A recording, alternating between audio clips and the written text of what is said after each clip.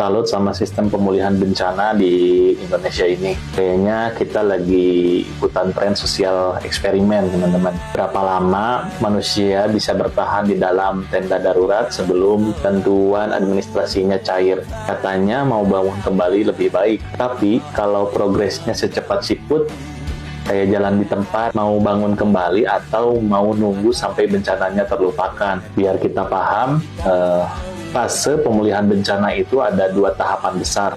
Yang pertama adalah rehabilitasi. Ini adalah tahapan krusial bagi pemulihan, perbaikan fasilitas umum, perbaikan sarana lingkungan, sampai ke tahap perbaikan rumah masyarakat. Tujuannya adalah agar pelayanan publik gak mati total. Tapi, kalau jembatan rusak dan masih dibiarkan menjadi tontonan selama berbulan-bulan, fungsi rehabilitasinya di mana? Yang kedua adalah rekonstruksi. Ini soal membangun kembali sarana-prasarana yang rusak secara permanen. Kuncinya ada di integrasi dan pendanaan. Masalahnya di lapangan kita sering terjebak pada verifikasi data yang gak habis-habis. Padahal pemulihan ekonomi warga berpacu dengan waktu.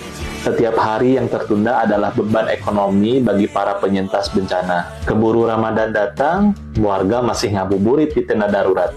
Pemulihan bencana itu bukan cuma soal memindahkan puing, tapi soal mengembalikan martabat hidup orang banyak.